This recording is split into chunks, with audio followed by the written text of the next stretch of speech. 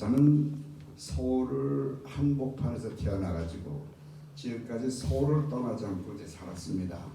그런데 물론 6.25를 제 어렸을 때 6.25를 지냈죠. 그런데 이제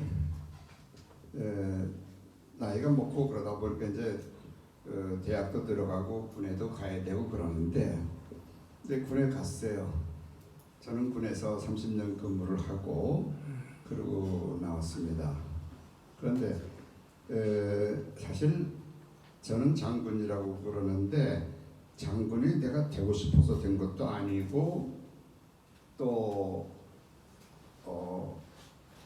장군이 되려고 애를 쓴 것도 아니고 그냥 하나님께서 원하는 대로 다 갔더니 됐어요. 그 뒤에 이제 그 학생 시절에 요즘 말로다 치면은 수련회라고 그러는데 우리 이제 중고등학교 다니고 그럴 무렵에 이제 선배들하고 같이 하령회라고 그래가지고 요즘 수련회를 갔는데 이 동네 가까이에 왔어요. 구리에서 조금 떨어진 지역으로 갔었는데 근데 목사님이 설교를 하시다가 아마 설교 내용이 상당히 은혜로운 내용이었던 것 같아요.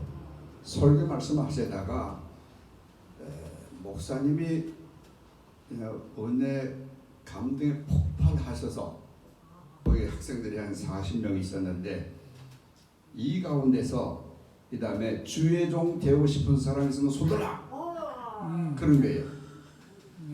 근데 나 고등학교 1학년 때인데 주의 종이라는 말은 알지만은 내가 이 다음에 목사가 되고 싶다는 말은 생각해 본 적도 아무것도 없잖아요.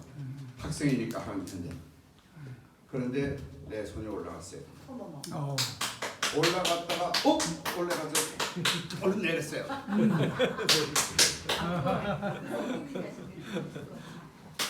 저는 이 말씀을 드리려고 하는 거 아니고 하나님의 약속과 계획이 한 1초 1%도 틀리지 않는다는 거예요. 아멘. 그 얘기를 하려고 그러는 거예요 지금. 아멘. 그래가지고 이제 그 세월이 또 한 20-30년 또 지나갔어요.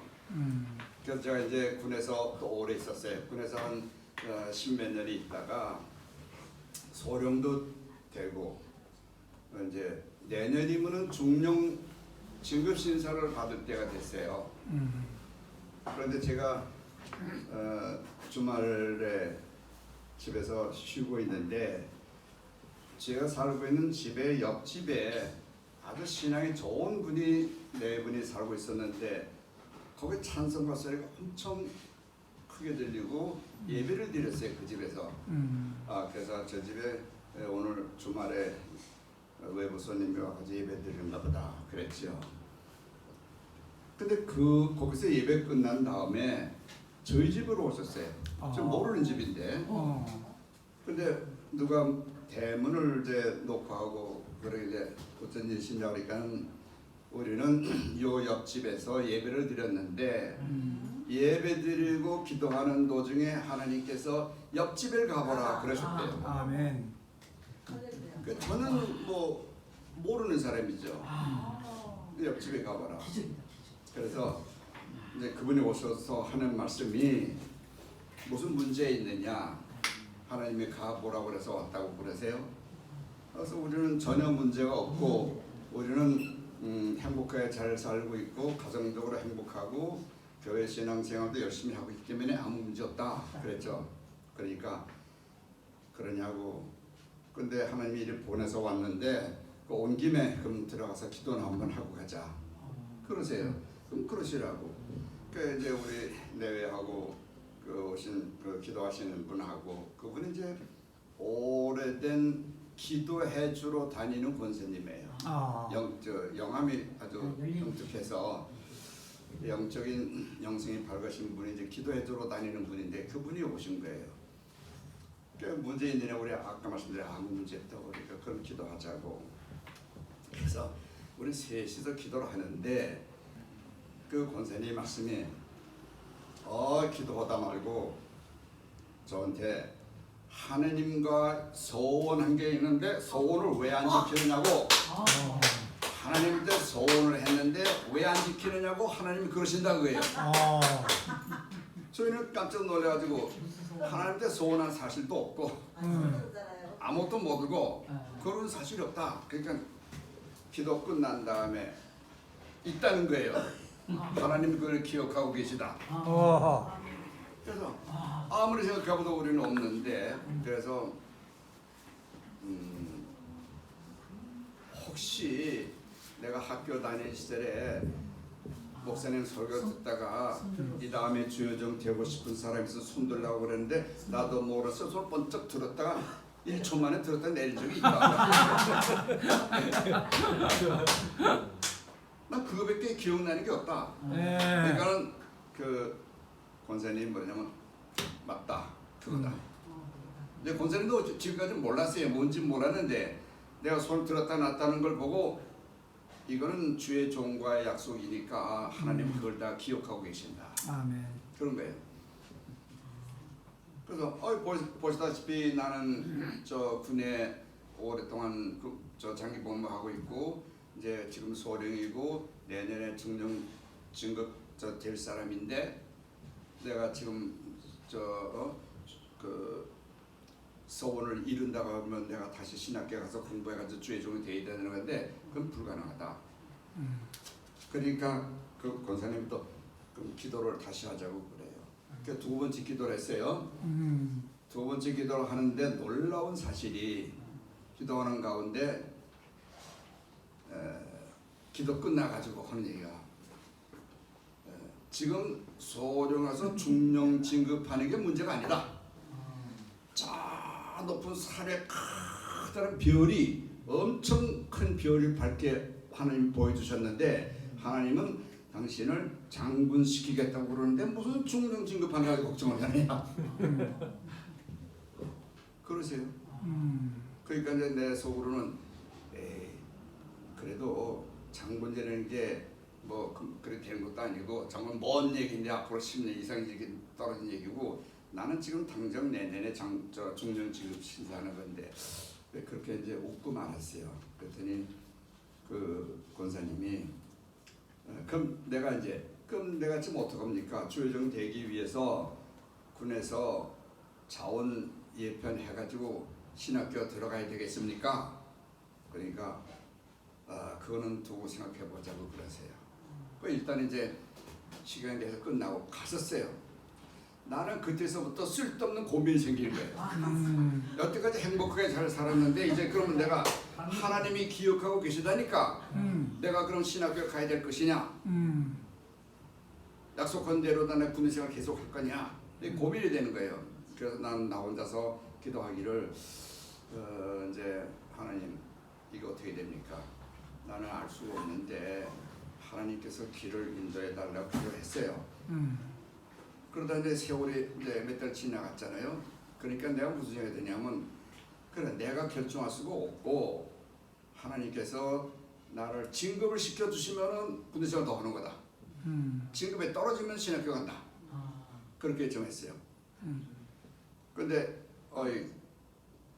진급이 딱 되는 거예요.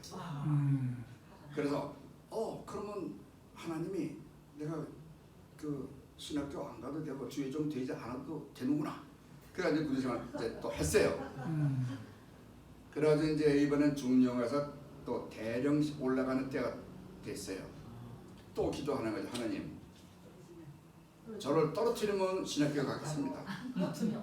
그리고 나를 진급시켜 주시면은 군생활 더 하라는 뜻으로 알고 하겠습니다. 또 진급을 했어요. 그 다음에 또 장군까지 됐어요. 그런데 대령 시절에 문제가 생겼어요. 대령 시절에 이제 우리 딸이 제가 남매를 두었는데 아들하고 딸하고 있는데 딸이 이제 그 연애를 했는데 신학생하고 연애를 했어요. 그래서 어느 날 우리 이제 눈치가 있죠. 근데 어느 날 자기 친구가 부모님한테 인사를 오겠다고 괜찮으냐고 해서 괜찮다. 그 토요일에 이제 왔어요. 와서 이제 내가 그러면 저 친구는 장래 희망이 뭔가, 지금 하는 게 뭔가 물어봤죠. 눈치가 꼭 결혼할 것 같은 눈치예요. 그러니까 그게 물어보니까 저는 신학교 졸업생입니다.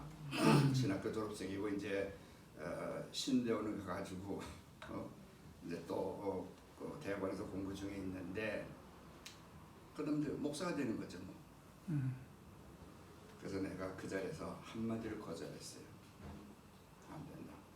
목사는 우리 딸을, 내가 목사님한테 우리 딸을 줄 수가 없다.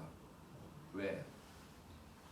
저는 그 신앙생활 오래 하는 가운데 개척교도 해보고 큰 교회도 있고 감리교회도 있었고 뭐 여러 군데를 다니면서 왜 여러 군데를 다니냐면 군 이동을 하기 때문에 이동해가지고 지방에 있으니까는 지방에서 제일 가까운, 제일 사는 제일 가까운 데 가니까는 어떤 때는 감리교회도 되고 어떤 때는 장로교회도 되고 뭐 이래요.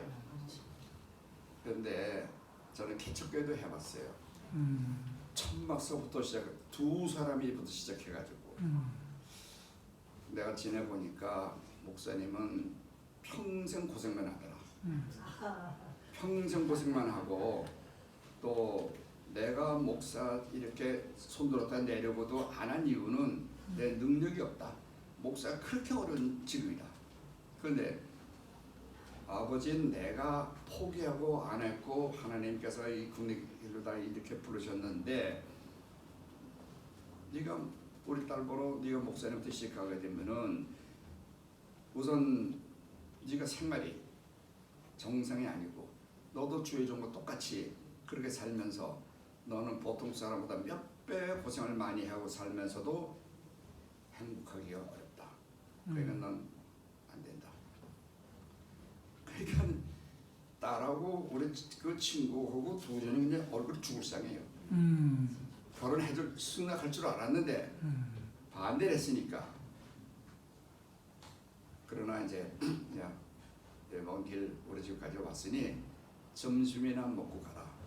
그래서 이제 식당 가다가 이제 좋은 식당을 예약을 해가지고 같이 밥을 먹게 됐어요. 밥을 먹다가 저희들은 둘째 줄고 내가 밥에 안 넘어가. 그래서 먹는 도중에 우리 가족한테 그랬죠. 쟤네들이 결혼하겠다는 걸 우리가 반대했는데 왜 쟤네들을 하나님이 나한테 보내셨을까? 내가 목사 되는 거를 내가 안 하고 포기했기 때문에 하나님께서 나 대신에 우리 딸을 주의 종으로 쓰시려고 그런 거 아닌가, 그런 생각이 들었어요. 밥 먹다가. 그래서 저희 가족한테 얘기해가지고 아무래도 내 대신에 쟤네들이 온 것 같으니까 허락합시다.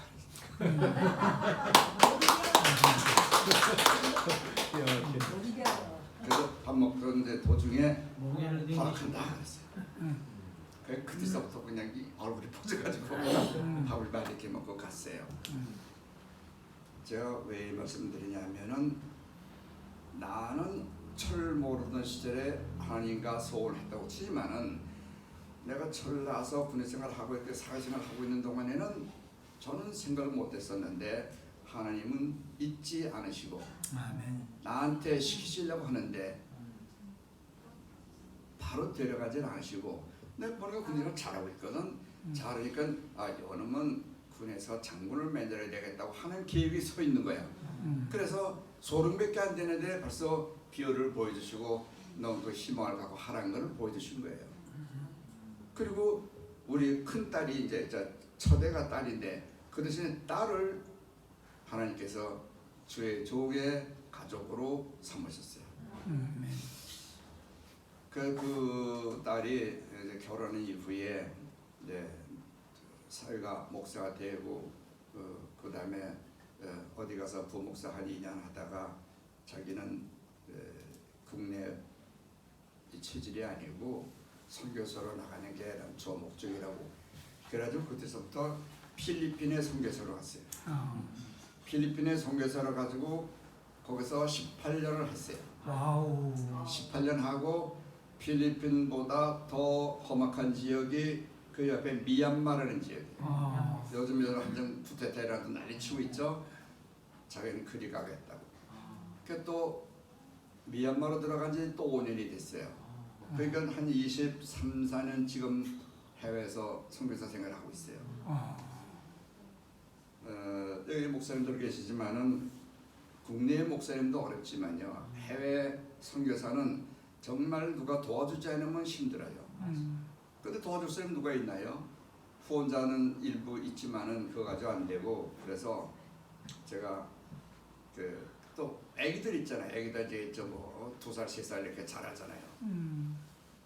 그런데 이제 선교사로 가 있을 때 얘네들이 초등학교, 큰 애는 초등학교 들어갈 때고 밑에 애들은 이제 유치원 다니고 그럴 나이에요. 그래서 그 갔으니 어떻게?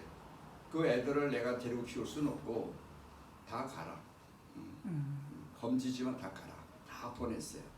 다 보내고 그 대신에 어른들은 내가 책임질 수 없고 그 손주들은 내가 책임진다 해가지고 매달 저 위문품을 보내요.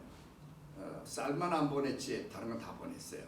뭐 과자, 먹는 거, 학용품, 옷, 신발 뭐 하여튼 매달 이렇게 보내니까 그걸 받아가지고 애들을 키웠어요. 그리고 저희 뭐 부모야 뭐 선교사니까 저도 고생을 하든 말든 그렇게 지내고 그렇게 지금 한 20 몇 년을 지내간 겁니다. 그러니까 제가 오늘 말씀드릴 것은 뭐 우리 성경에 말씀은 1.1획도 변하지 않고 틀리지 않는다 그랬잖아요. 근데 그거를 어떻게 하나님께서 그냥 기억하셔가지고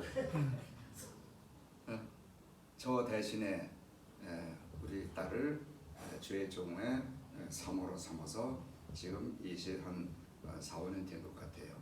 그렇게 하나님이 인도하시더라. 아멘. 그 다음에 그렇게 인도하셨고, 그럼 저는 뭐냐? 제가 군대가 하는 동안에 어려운 점이 하나도 없었어요. 그 참 신기해요. 왜 다 어려운 점이 많잖아요.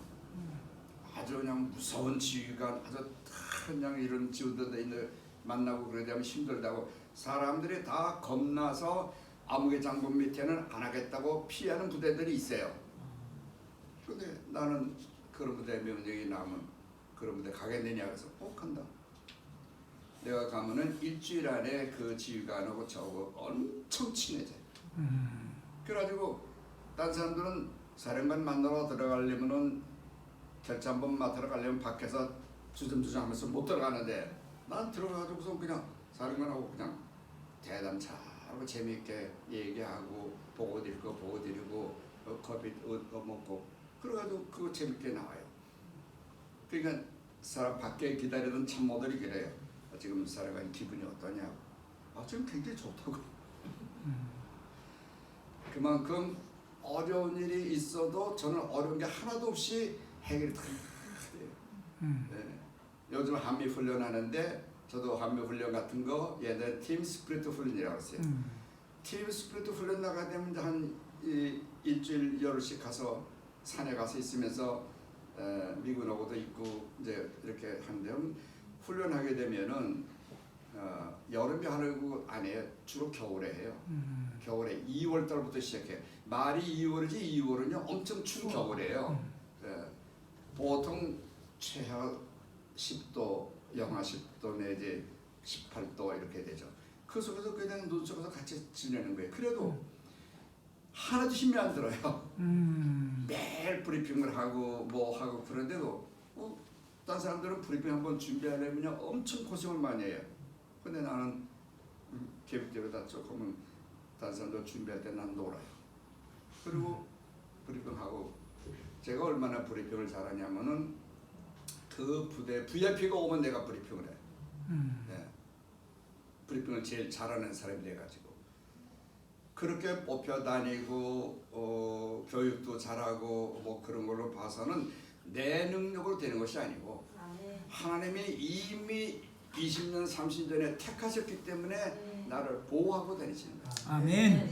아무리 어려운 데 가도 난 힘 하나도 안 들고 아멘. 아무리 무서운 사람 만나도 힘 하나도 안 들고 저는 육사 출신이 아니고 ROTC 출신입니다. 그러면 군대는 이 밑에는 아니지만은 벌써 소령 중령 올라가게 되면은 7, 80%가 다 육사 출신이에요. ROTC 출신은 1, 2%밖에 없어요. 몇 없어. 한 부대 그저 한두 사람 몇 개 없어. 그러면 군에서 제일 힘든 게 뭐냐면요. 1년마다 한 번씩 국가 평가라는 게 있어요. 그 평가에 만점을 맞거나 90점 이상을 맞아야 진급을 하지. 그 평가 못 받으면 아무리 잘나도 진급을 못 해요. 그러면 참모들이 여러 사람 있는데 참모의 지휘관도 육사 출신이거든. 그럼 사단장의 육사 출신의 사단장이 밑에 인사 참모, 부수참모 이렇게 쫙뭐 있는데 육사 출신의 후배를 1번, 2번 줄 거 아니에요. 저는 ROTC 출신이니까 저 밑에 가서 3번이나 4번 줄 거 아니에요. 그런데 이상하게 그분들이 나를 1번 줘요. 아멘. 그 참 신기하거든요. 그러면은 육사 출신의 우리 이제 같은 연배들이 있는 사람이 사단장님한테 가서 사단장님은 육사 출신이고 우리 육사 출신의 참모들이 이렇게 많이 있는데 왜 우리를 1번 안 주고 ROTC 출신을 1번 주니까 그 항의하는 걸 여러 번 봤어요. 그 자리에서 못하죠. 며칠 지나면 소문인데 들려요. 항의했다고. 그럼 그분이 그런데요. 야, 너희들은 제 하나를 못 당한다. 너희 열이 있어도 제 하나를 못 당해. 그러니까 너희 어떻게 너를 1번 주느냐. 그래가지고 저는 항상 진급을 1차로 했습니다. 아멘. 사관과 주진들 다 제치고 하나까지 진급을 했어요. 그러니까는 서로 보면 알거든요. 쟤는 몇 개생인데 제가 벌써 우리보다 진급 빨리 했다. ROTC인데 육사보다 진급을 더 빨리 했다. 그러면 또 무슨 문제가 생기면 경쟁자가 생겨가지고 나부터 경계를 해요. 네? 같은 부대 생활을 하더라도 다음 진급할 때 또 경쟁자가 되잖아요. 나를 깎아내리려고 그래. 그래도 나 한 말 안 해. 내가 욕을 하든 깎아내려 한 말 안 해. 그러나 그 다음 보면 또 내가 1등에 또 올라가. 이게 사람의 힘으로는 안 되고 내 의지다 내가 아무리 잘하려고 해도 그 되는 게 아니고 하나님께서 나를 장군을 시키시겠다고 한번 결심하시기 때문에 그대로 다 끌고 가시는 거예요. 그러니까 나는 뭐야? 저 진급할 때 언제 진급한다, 심사한다 그걸 알 필요도 없어요. 딴 사람들은 그냥 난리가 나. 언제 10월달에 뭐 진급 심사 들어가는데 대상은 누구고 심사위원은 누가 될 것이다 고 그냥 서로 로비하러 다니려고 애를 써요. 저는 전혀 신경 안 써. 또 언제 끝나는지도 몰라. 그런데 당신 오늘 진급했어. 진급할 딱 나오면 그래. 그래서 저 같은 경우는 하나님께서 내 가는 길을 다 인도하고 가셨다. 아멘. 그렇기 때문에 걱정 없이 그리고 30년의 군대 생활을 잘 마쳤습니다. 아멘. 그리고 이제 제가 지금 하고 있는 일은 군의 선교를 하거든요. 선교. 선교가 군에도 예수 믿는 사람들이 많지만은 예수 안 믿는 사람을 위해서 이제 선교를 하는데 제가 군 선교기관이 여러 개 있는데 거기에 책임을 여러 번 맡았어요. 그리고 지금도 베트남 선교라고 베트남 선교 협회에 회장을 하고 있어요. 지금 4년째 하고 있는데 그게 뭐냐면 옛날에 베트남 전쟁이 있을 때 우리 한국의 군대를 전투를 갔잖아요. 베트남 전쟁에. 그러니까 저도 베트남 전쟁 참전 용사입니다. 저도 1년간 전투하고 왔어요. 그래가지고 있는데 75년도에 베트남이 망해가지고 공산국가가 됐어요. 그 공산국가 된 지 한 15년 후에 우리 베트남에 갔다 온 이제 장교들이 저희 공산국가 되는데 저대로 내버려둘 수 없지 않느냐. 저기에 복음을 전하자. 그래서 만든 것이 베트남 선교협회입니다. 아멘. 33년 됐어요 지금. 33년 됐는데 그것은 뭘 하냐. 일단은 베트남 선교회를 구성해가지고 정기적으로 매주 예배를 드리면서 회원을 확보해가지고 거기서 베트남 선교를 위한 이제 자금을 우선 만들고 또 베트남에 가서 교회를 일단 지어야 되잖아요. 우리가 수시로 가가지고 베트남 정부하고 얘기를 해서 종교를 받아들여라, 종교를 해라. 근데 이제 베트남에 뭐가 좋았냐면은 1980년 이후에 공산당에서 소위 개방 정책을 썼어요. 개방 정책을 쓸 때에 그 사람들 제일 관심 가진 거는 한국의 예를 들은 거예요. 대한민국이 전쟁 끝나고 불과 30년 만에 어떻게 저렇게 발전했느냐. 그걸 연구하기 시작했어요. 연구하다 보니까 한국은 그 선교사를 통해서 기독교를 받아들였다. 그 기독교인들이 물론 선교사다가 했겠지만 기독교인들이 학교를 세우고 병원을 세우고 또 뭐 여러 가지 일을 하면서 빨리 성장했다. 기독교와 동시에 문화가 빨리 발전하고 국민들의 교육이 빨리 돼가지고 성장이 빨리 됐다. 그럼 기독교를 받아들이자. 베트남에서 그렇게 정했어요. 기독교를 받아들이는데 한국에 보니까 기독교가 너무 많아. 뭐 종류가 뭐 수백 개 종파가 있어요. 그러니까 그럼 어떤 걸 받아들이냐. 그러다가 베트남에서 결정한 것이 한국의 기독교 중에 장로교를 받아들이자.